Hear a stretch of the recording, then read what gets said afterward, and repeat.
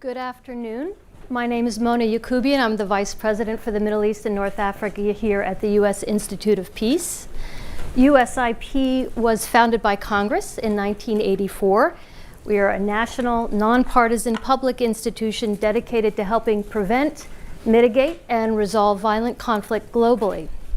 I am both honored and thrilled to be moderating this afternoon's discussion on a compelling report that was recently published by the Institute for the Study of Diplomacy at Georgetown University, entitled The Ripple Effect, a U.S. Diplomatic Strategy for a Changing World Order.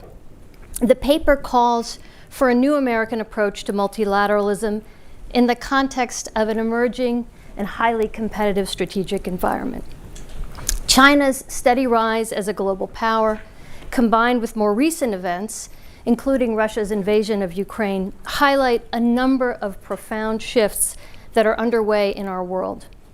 These include a system of global governance that's under extreme duress, an increasing diffusion of power that in turn has amplified the growing importance of middle powers, countries such as India, Turkey, Brazil, Saudi Arabia, Japan. These countries can play more of a role in addressing geopolitical problems that threaten global peace and security.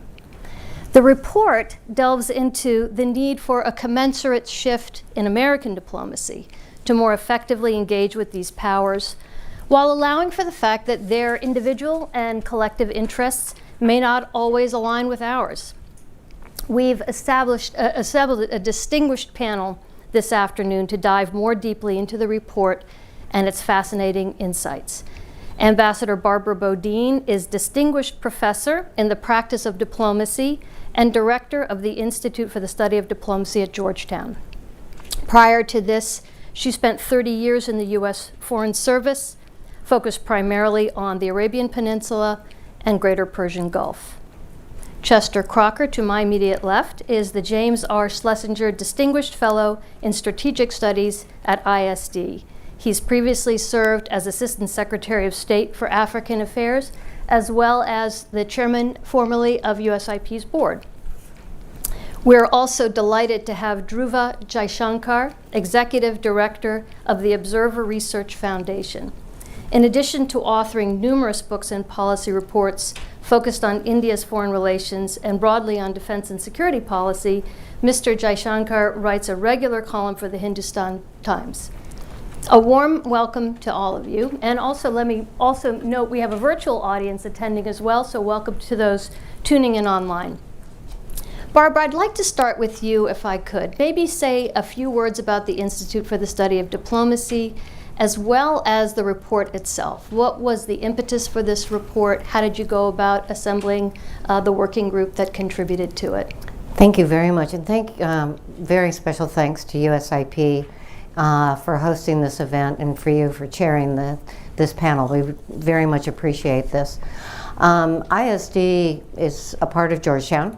We were established in 1978, and part of our core mission is to try to bring scholarly theory and the realities of the practitioner world together for the benefit of each. Part of how we go about that is we have for several decades been hosting working groups, such as the one that produced the Ripple Effect, where we bring in scholars, think tankers, practitioners, NGOs, a very broad range of people to work through emerging diplomatic and strategic challenges. We kind of stay away from the issue du jour on the front page of the newspaper, and we're trying to look at what's coming at the horizon. And clearly, the Russian invasion of Ukraine has set off seismic changes, and we wanted to really look at what are some of those long-term ramifications and implications. And the fruits of all of that labor, and Chet was a major drafter, and Dr. McFarland from my staff was key to this, is this report on the ripple effect. So actually, Chet, let's turn to you as one of the lead authors of the report. And I think there are lots of ways we should look at this. I want to try and, for the audience and for this discussion, set the context a little bit more.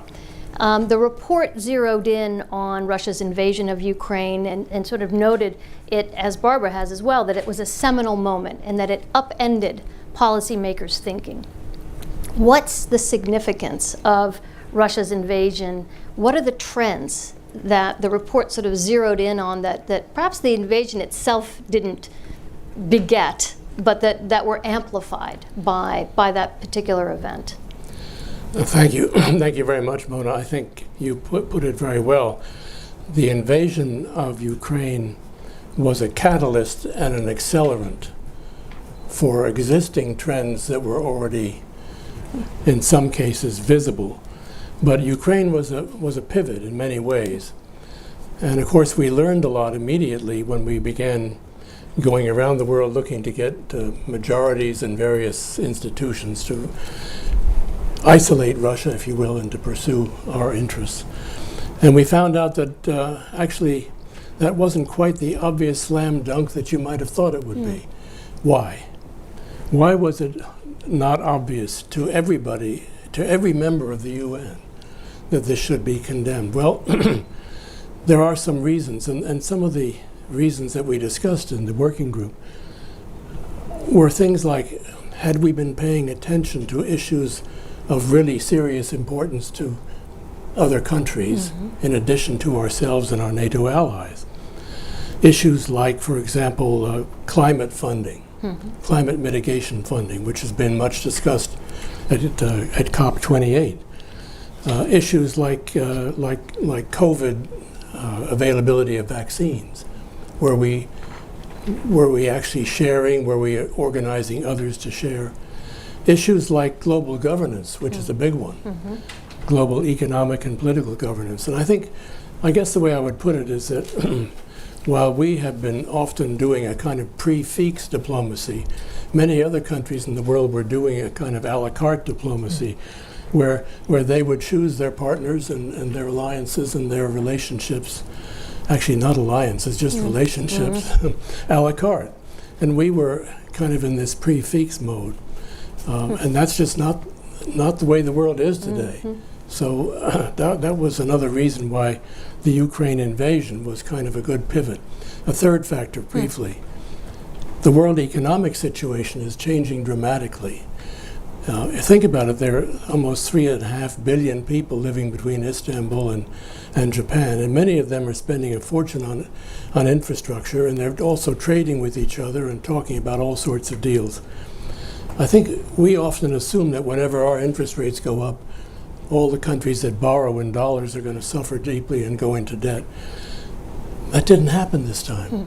We had problems, but if you look at emerging markets around the world, they didn't suffer the way they used to. So something's going on in the world economy that we took our eye off the ball, and we need to put it back on the ball.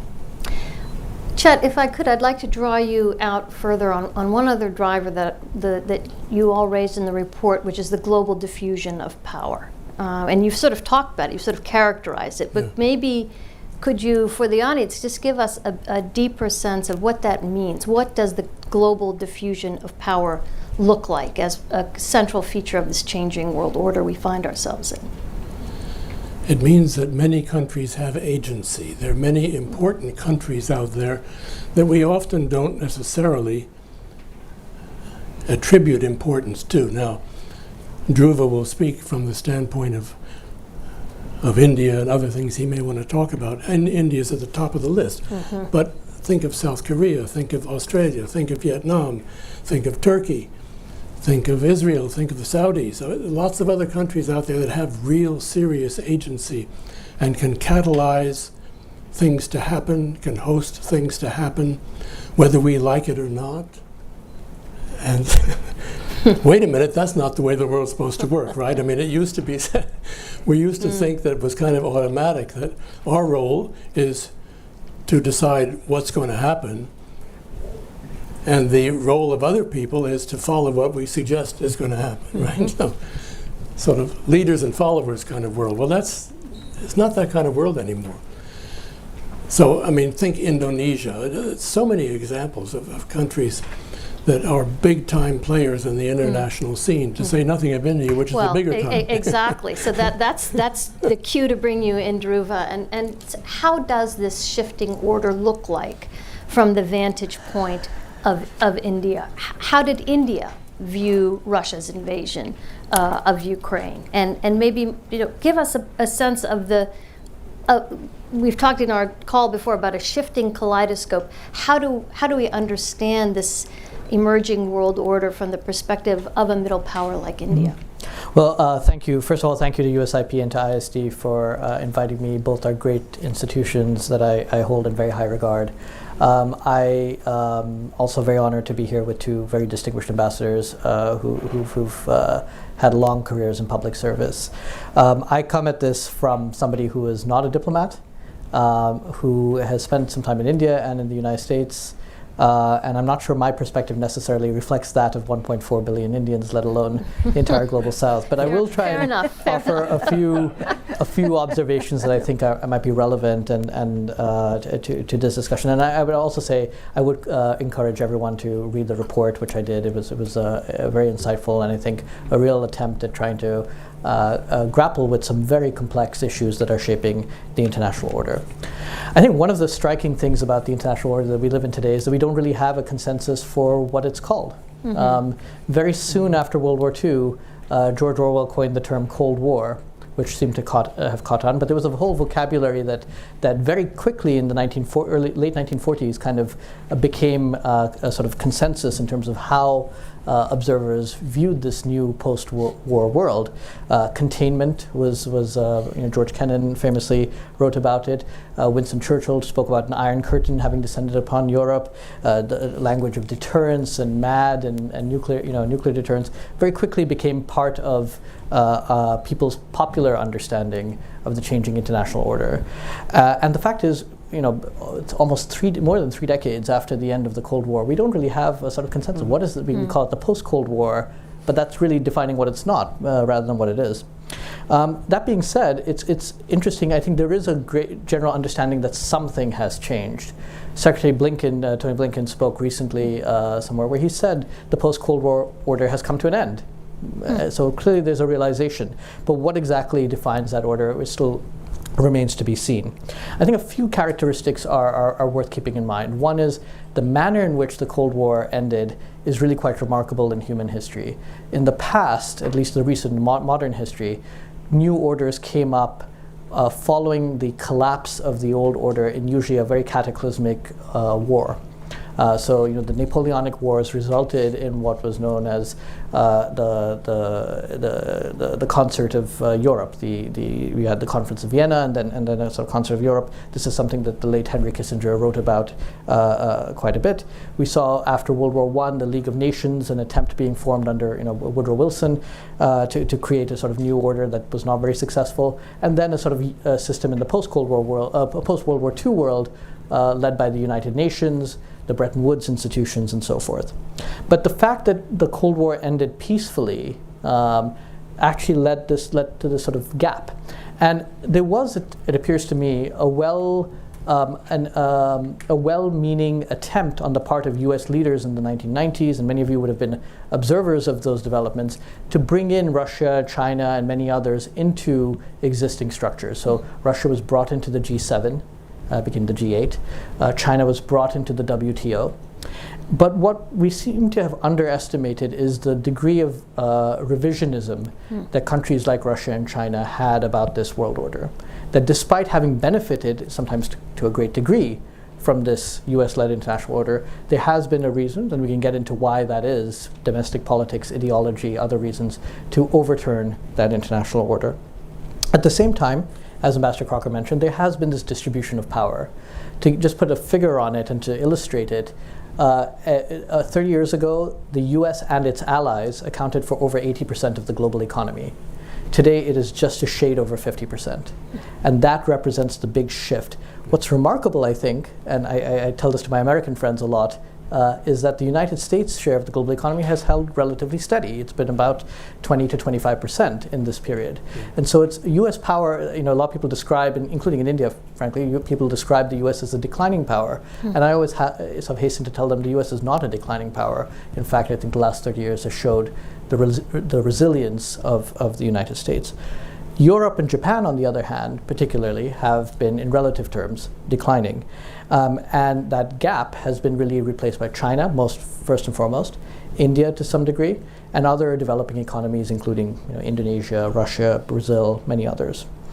My final point on this, just bringing it back to the specific question, what does this look like from an Indian perspective? I think we're seeing an emerging order in which countries have agency, including India.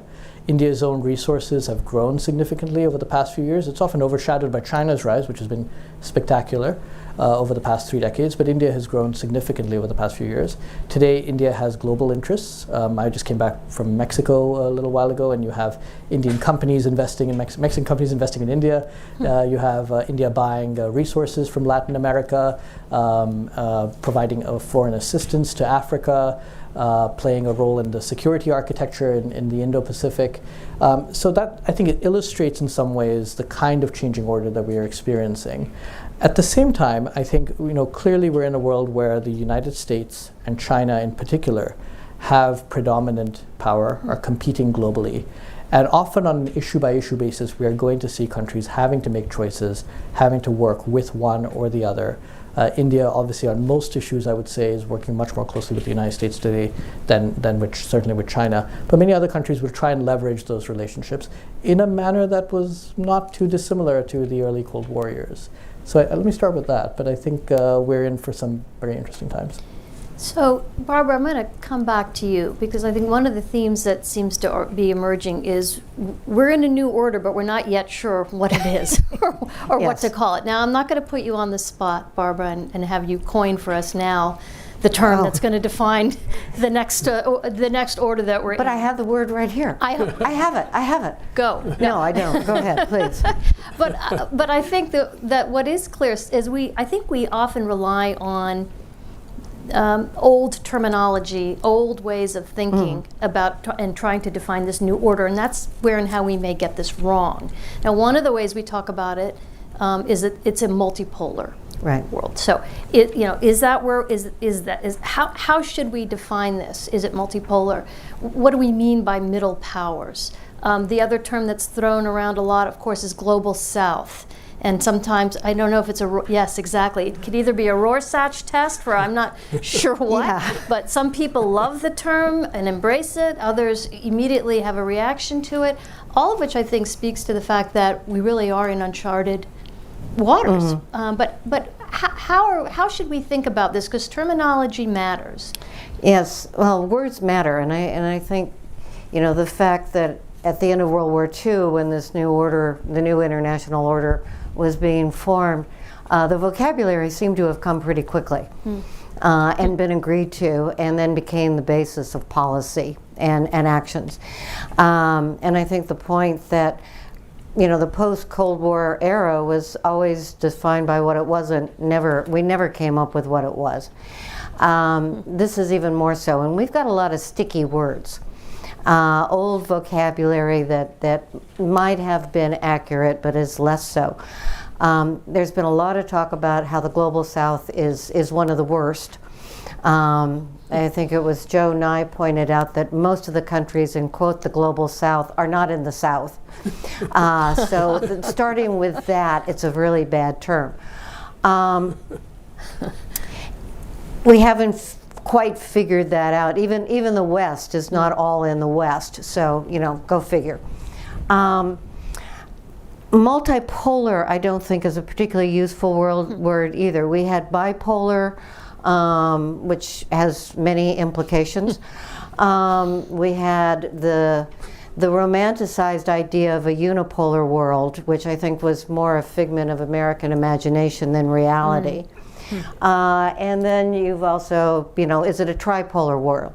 I think it is I'm going to get away from poles and polar. Because the pole idea is one of camps. that you're with this pole or that pole. And what we're seeing is not multipolar, but what one person, not me, describes as multi-aligned, where countries shift their alignment, their partnership, their collaboration based on an interest or an interest. For example, we don't have shared values with China, but we have a shared interest on climate change. Other countries where we may have shared values, but we may not have a great deal of shared interest on a particular topic. And so what you have is this kaleidoscope, and I like that word, this kaleidoscope of constantly shifting patterns and constantly shifting relationships. And I think one of the new words of the year was situationship. And so I think we're kind of in a global situationship. You can Google the term and find out what I'm really talking about. The big change is this rise of middle powers. Because back in the old days of poles, there was this concept of hedging. And we use it a great deal in our report, and I think it kind of speaks to the stickiness of words. But hedging has a duck and weave feel to it. And in my mind, I always come up with a vision of a hedgehog. What we have with middle powers, and middle powers are states that have sufficient economic stability, varying degrees of prosperity, but economic stability. They've moved out of poverty. They have political agency. They're able to define their own interests, and they know how they want to implement those interests. And they will work with whomever is appropriate, necessary, useful toward that interest.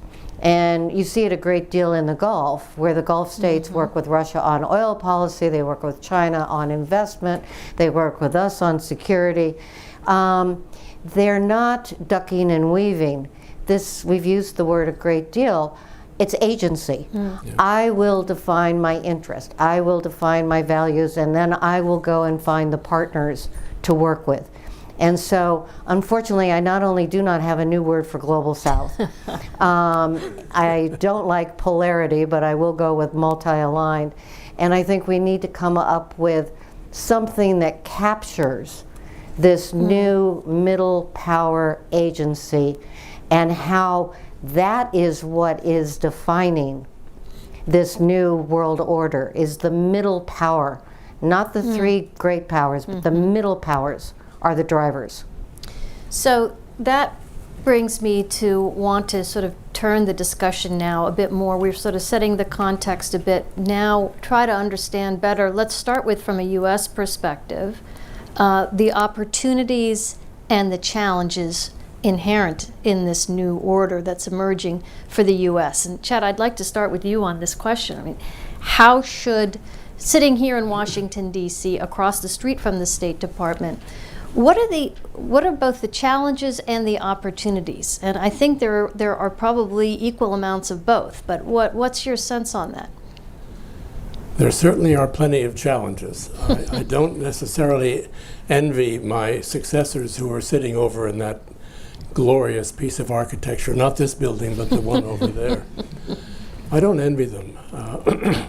A number of reasons for that. One reason is that a lot of the countries that we're talking about in the so-called global South, which is not all in the South, are autocratic countries. Not all of them, but a lot of them are. And there's nothing that autocrats like better than poking their finger in the eyes of us in the West.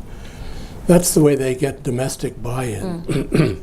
Poking your finger in the eye of the West is really good domestic politics in many, many countries, and I think we should recognize how often we've seen that recently. I mean, just think about MBS in Saudi Arabia and the pleasure he takes in welcoming Vladimir Putin. I mean, you know, it's just extraordinary when you think about it, sticking their finger in our eye.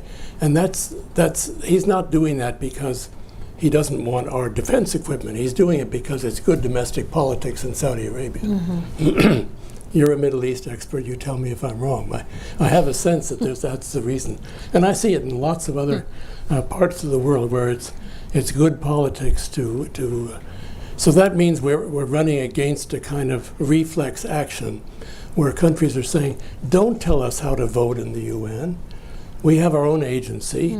And by the way, we're not dependent on you anymore. If you look at our aid program in country after country after country and compare it to what it used to be, relatively speaking, we don't have that kind of independent or dependence relationship with many countries. So you combine that with the fact that there's a kind of geopolitical trend where invading a neighbor, whether it's Hamas invading Israel or Russia invading Ukraine or Venezuela threatening to take over 2/3 of Guyana, you name it, that reflex is out there.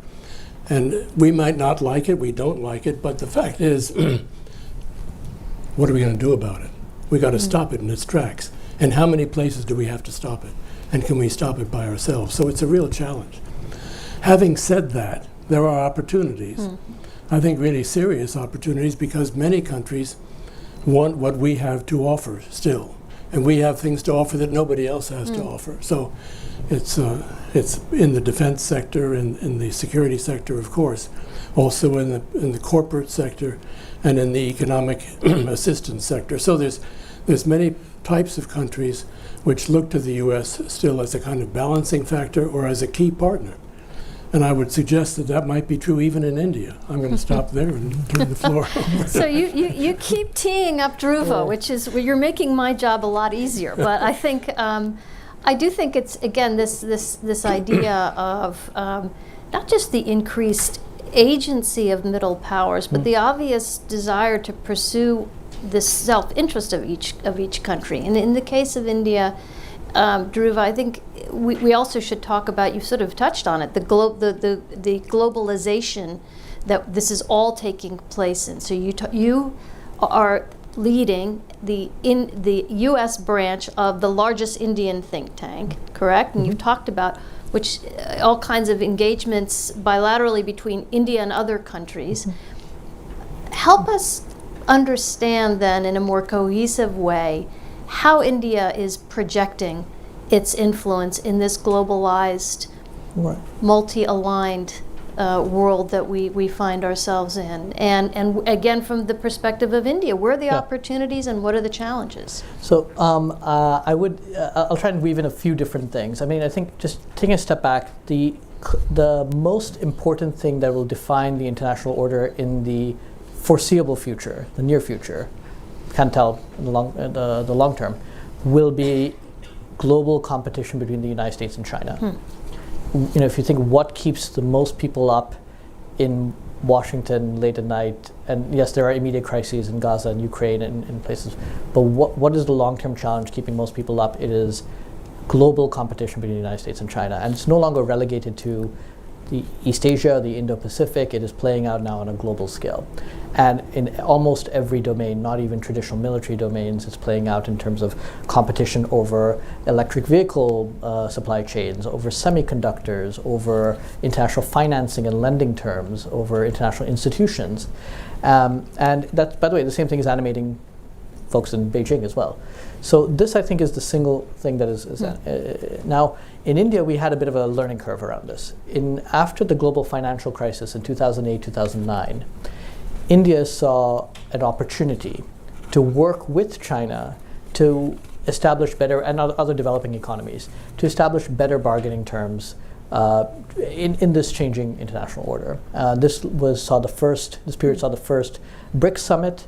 It saw India and China working together on climate negotiations, for example, while India at the same time was improving relations with Washington, with the United States. What happened, though, and I think India learned this in some ways the hard way, was that China, for its own reasons, wasn't really willing to give much space to India or other developing countries as well. China was looking at things from its own perspective. And I mean, you can run down a very long list of issues: vaccine diplomacy, when COVID broke out, international order, the United Nations, security issues. Initially, China sent naval flotillas to the Indian Ocean under the guise of anti-piracy operations. But now it's established a base in Djibouti. This is really part of a larger term plan to show a sort of a military presence, its ability to project power globally. So I think India's learned that, whether it was on regional security, on international institutions, on international economics and trade, China actually wasn't really interested in sharing space with anybody.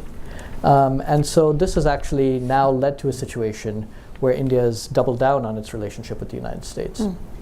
It established arguably a closer relationship with the U.S. than it's ever had.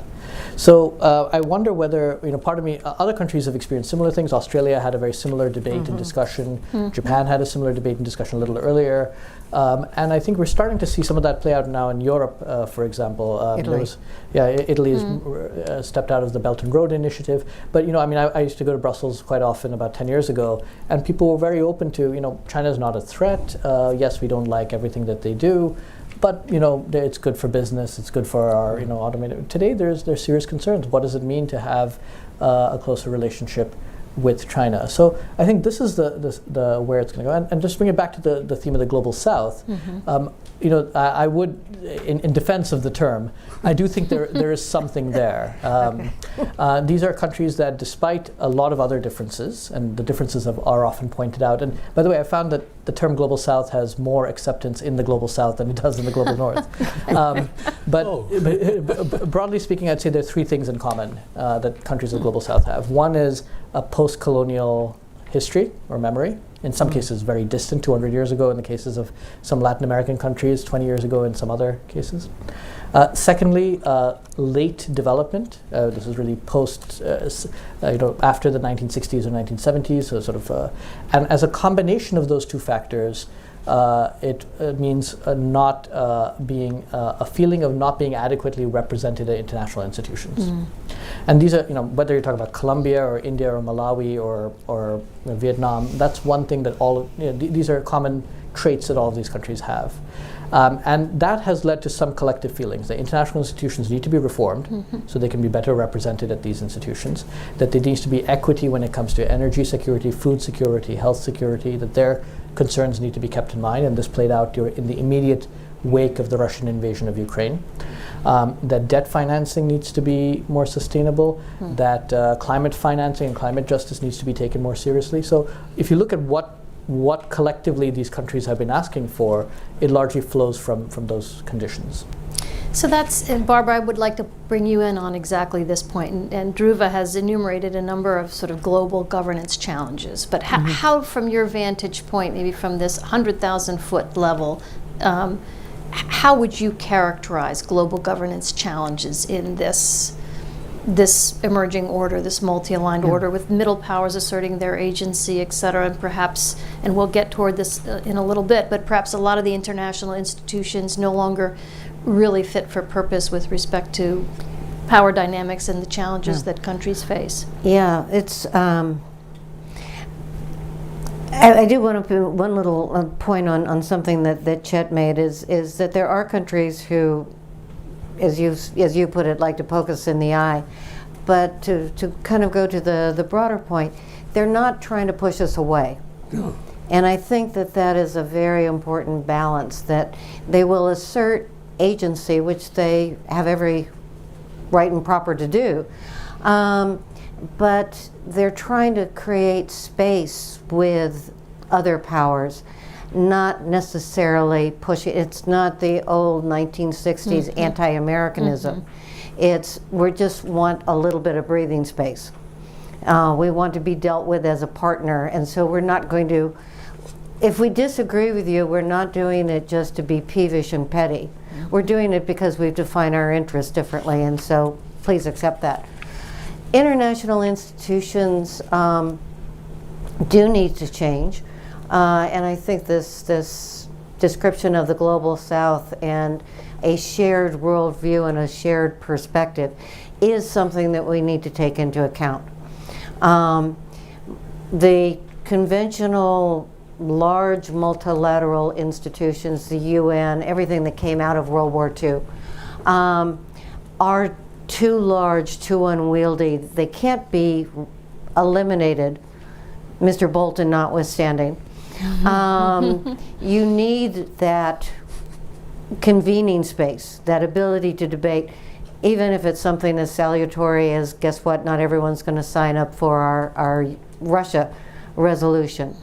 But what they're doing, what you're seeing is greater regionalism. It's either issue-specific institutions or it's regionally specific institutions where there is a shared view and a shared identity, but not necessarily within each of these groups a unanimity or a monolithic set of policies. I think one thing that we have to be careful of when we're looking at how we deal with this regionalism or this issue-specific organizations is that we don't fall into the trap of deferring to the largest or most powerful within. You know, the GCC is greater than Saudi Arabia. ASEAN is greater than Indonesia, and on and on. And we have an interesting challenge or opportunity, to go back to your question, of how do we both operate in a multi-aligned world and how they will have relations with Russia and China, which we may not always like, but they still want to have relations with us. It's not an either or. It's not a with us against us. And also have the nuance of dealing with each of the member states in their uniqueness.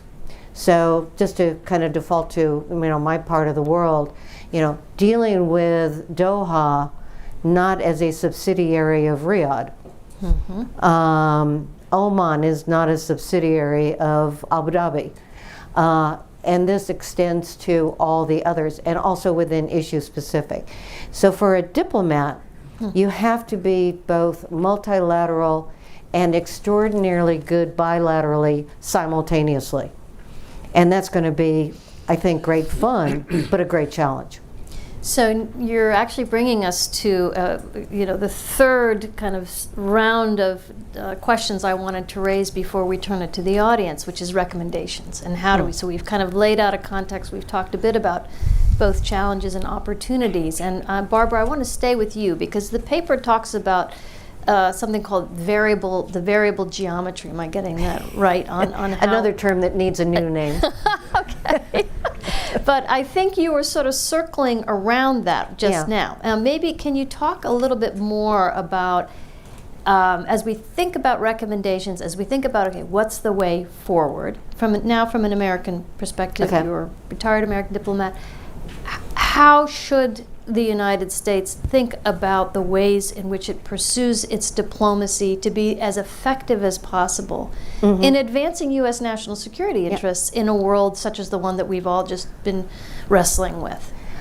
Yes. I feel like we should have Merriam-Webster here to help us with, you know, coming up with a whole new vocabulary. Variable geometry was a very awkward term, but at least the way I understand it, or the way I will choose to define it, is this developing the comfort and the confidence to work with different states as they have these shifting interests. We have core interests. We have core values. We have some core friends. And we need to recognize and hold on to that. We also have regions that are important to us and issues. And it can be kleptocracy, it can be climate change, it can be migration, it can be any number of things, where we will need to work with states where the value system may be slightly different, where we will disagree on another issue. But this issue, this time, this place, and this time, this place may be, 5-10 years, we need to work together. We worked with the Soviet Union on non-proliferation. Despite our differences, we still work with the Russians on space. We have had this variable geometry for a long time, but we need to recognize it. As I said, we had a romantic idea about the unipolar world, and what we did with it was invade Iraq, which might not have been the best use of that particular power moment. But we need to sort of come back to dealing laterally with states as partners. So, Chet, I'm going to come to you actually, because I think Barbara has laid out the challenge well, but let's maybe drill down a little further. What does a new diplomatic toolkit look like? And what skill sets need to be better cultivated in our young diplomats to operate more effectively in this very complex environment? Well, I'm glad to be asked for recommendations. I only have 7, and there'll be about 20, 30 seconds for each one. Yeah, I think one of the things I would focus on is the question of timing and the opportunity. Right now, we are in a very, very complicated and dangerous international situation. This is not the moment to begin building the bricks of a new international institution or international order. We have to wait till these wars are over, both for regional and for global reasons, before we can begin to stitch together something like a proper terminology for what Barbara has described as multi-alignment variable geometry. I'm not going to further go into that word thicket. I think Barbara's done it very well. But I don't think this is the moment to do it. So my first recommendation is not now. Don't try and give some kind of major speech, whether you are this president or the next one, whoever that turns out to be, about how we're now going to define a new world order. This is not the right time for it. We've got to get some things under control in the Middle East and globally. You know, the meeting in San Francisco with Xi Jinping and Biden was interesting, but that's not the beginning of a new world order. It's sustaining a tolerable level of coexistence. So that's recommendation 1. Recommendation 2 is we need to expand our portfolio of useful relationships with other countries. Expand our portfolio of relationships. We should be looking at what some smaller countries do very effectively. Countries like Qatar, countries like Switzerland, just to think of a couple, and they're not the only ones. Singapore is another one that makes a very special practice of building multi-stakeholder alliances and relationships with lots of other players. But why do they do it? They do it to create space so that people can communicate and solve problems. So that's a second or a third recommendation. We need to do a lot more training of our diplomats in multilateral affairs. Training, and not just training them, but actually giving them good jobs, assigning them, recruiting them and assigning them to multilateral diplomacy. And related to that, and this is something I feel strongly about as a former Assistant Secretary of State for a regional bureau. We need to connect regional bureaus in our State Department with functional bureaus in our State Department so that they can actually foresee what's going to happen and be able to link together the issues and the interests, whether it's value-driven or interest-driven. We've got to enable the African Bureau to take that example and understand why COVID access was so darned important. And so that kind of thing needs to be brought together. So I'm up to recommendation number 6, I think. UN reform. Okay, yeah. Let's get India a permanent member of the Security Council, and let's do it after the Ukraine war is over. Yeah. Dhruva, let's draw you out a little bit further on this. I mean, here's one very specific recommendation that the report makes, which is that India should become a permanent member of the UN Security Council. Will that help solve this challenge? What more needs to be done to make these multilateral international institutions fit for purpose and, frankly, more reflective of the times that we find ourselves in? Well, I was actually going to, hearing all of this and reading the report, I was thinking a little bit about sort of how do you rethink the very concept of diplomacy for this changing world, the one we don't yet know how to define. And I was thinking a few things. Obviously, I think India sees itself as being having a strong case for a permanency in the UN Security Council. Not just India, it's working with a few other countries. It's called the G4, Germany, Brazil, Japan, and India have been working together. But I think beyond that, a few things are happening. So let me say sort of group into 2 points. One is, I think, already we're seeing a host of new institutions taking shape, somewhat organically, that are setting standards for that will have a very long set of knock-on effects. And these are things that sometimes don't get that much attention. I'm not talking about BRICS and things like that do get the attention, but organizations like GPAI, which is a global partnership on artificial intelligence, the Artemis Accords, which is setting new standards for space exploration and cooperation, the Mineral Security Partnership, which is about how countries can work together on critical mineral supply chains.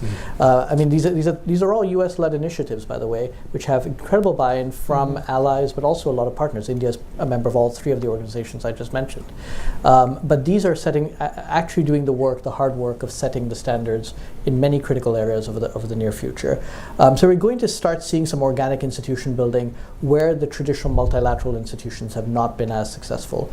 There's now been a very concerted effort this year, and India has pushed this through the G20 to widen the mandate of the World Bank, to better allow it to meet some of the needs, particularly climate financing needs that will be there, to work with the private sector in blended finance and other mechanisms. So all I'm saying is the project of institutional reformation is underway, sometimes in ways that don't get the necessary attention that they deserve. But I also want to address, since we're here, a few thoughts briefly on how to think through diplomacy, and I realize I'm saying this, on sharing the stage with some very experienced diplomats. But it's occurred to me, and so just as an observer and as a well-wisher, just a few thoughts, particularly for the United States. Diplomats are the eyes and ears of their government in post, and in the old days, imagine you would be sent out on a posting. You were there for 3 years. You had very limited contact with your home country. You could travel back maybe once or twice in the middle of your posting. But you were the eyes and ears of that, of your government.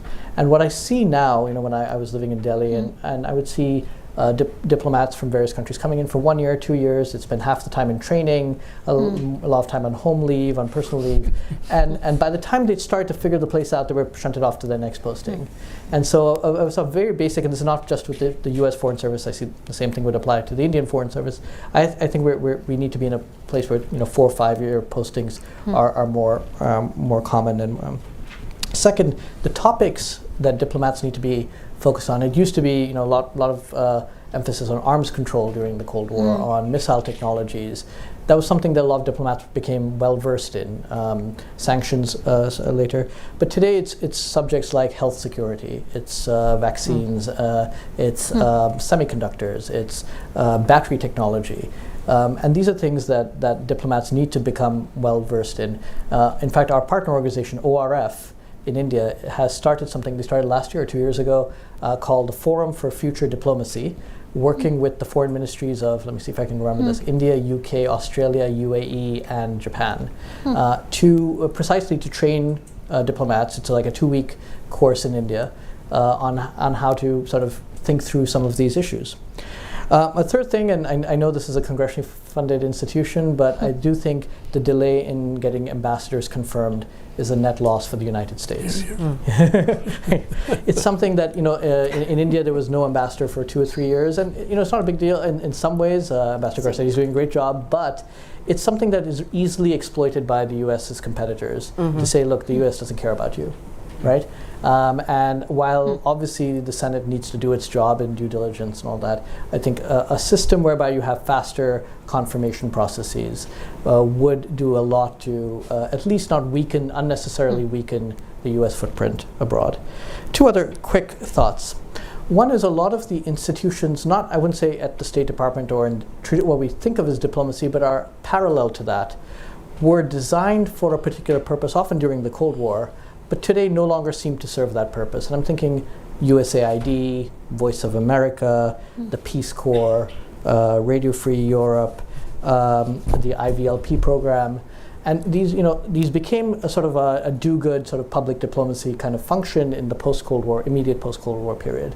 But I do think some of their purposes need to be rethought a little bit in a much more competitive environment. How can they be the best use of taxpayer money to advance American objectives? And finally, just bringing it back to this institution, a little bit. There was a book that was written by an academic, he was at Stanford, named Alexander George. And he came to Washington in, I believe, the early 90s, somebody may recall here. And he wrote a book called Bridging the Gap. And it was basically, how can the academic community actually help policymakers? And he listed out a few things that could be done. I think he was at USIP, if I recall, yeah. That I think it's a worthwhile thinking, how can the academic community, and ISD and USIP are perfectly situated for this, how can they use some of the big ideas in academia, the kind of large data sets that are gathered, how can that be put towards, how could that be made useful for policymakers? So those are my thoughts. Can I make one very small point? Yes, and then I want to open it up to our audience. Yes. That this report and these working group series are part of a Carnegie Bridging the Gap Okay, there we go. grant. Okay. So ISD has been working on Bridging the Gap with these reports, bringing academics and practitioners together. So that's what we do. So thank you for endorsing us. There we are. So I'd like to bring members of the audience in. If you have a question, just raise your hand. We have mics around. We can get to you. Those online, please use the chat box on the event page. Questions from the audience? Yes, please, in the front row. Hi, I don't think it's on. It's on. Okay. You're good. Hi, I'm Chris Inman. I'm the Senior Program Officer on the Program for Violent Extremism here at USIP. And I primarily work in Africa, except now with Sarhang in Iraq. And I'd like to know more about, I really agree with the need to bridge I work on a functional team with regional colleagues, but it's not that common. And I'm curious if you have thoughts on how we can reform this within our embassies, not only within the same embassy, but in a place like the Sahel, where the crisis is the multiple crises are very regional. Are there additional reforms that we can do to be able to more effectively address regional problems? Who would like to take that? Do you want to start, Chet? Yeah, I think you put your finger on a real serious challenge, which is connecting the dots in our diplomacy. And some of our embassies in Africa are tiny, and some of them don't have ambassadors in them. So we recently read about there was a coup d'etat in Niger. There was no ambassador there. An ambassador arrived a few weeks after the coup d'etat. Brilliant. And quite often the people who actually have any staffing capacity in these small posts are DOD or the intelligence community or USAID, not mainstream state people, political, economic, cultural officers. So that's a problem. And it's a problem also if the folks back home in the regional bureau in that funny building over there are not doing the connecting of the dots either. So I think you put your finger on a serious issue. So from one of our virtual audience members, there's a question that actually was going to be a question I was going to ask if we didn't have others. So let me ask it, which is, and maybe we'll start with you, Dhruva, on this. How will the BRICS Plus expansion affect its influence when each power is individually increasing in global prominence? So is it diluting its effect? Are they actually going to be working at cross purposes over time? How do we understand that? I fall into that view, and I've been getting that question a lot, surprisingly a lot of times. I'm of the view that sort of BRICS, let's take a step back. BRICS was created at a particular point of time. It started off weirdly as a Goldman Sachs report in 2000, with 4 BRIC members.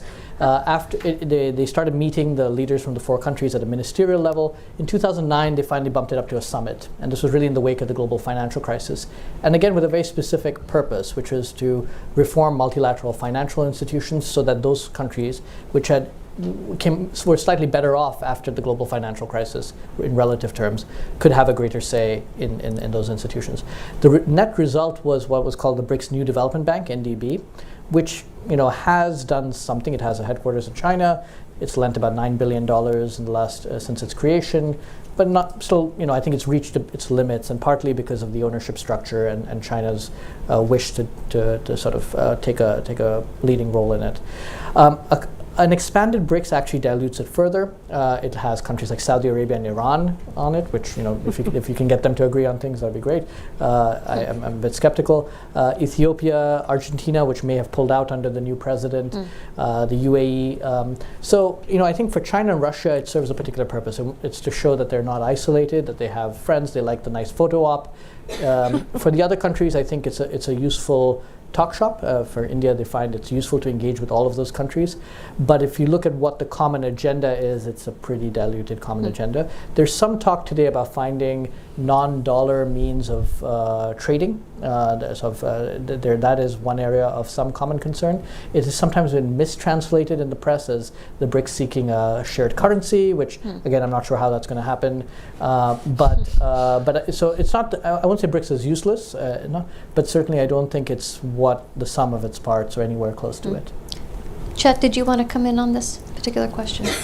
Very briefly, the problem with the BRICS is that there's no mortar. And you need mortar to build something to go with your bricks. And as you said, Dhruv, I think exactly right, you dilute when you expand. You dilute the coherence, if there is any. But I think we should relate to the US should relate to the BRICS as an entity, but also as individual members, and just see where they're going. If they can make progress on some practical issues, like Dhruva mentioned, that's great. Let them do it. I don't see it as a threat.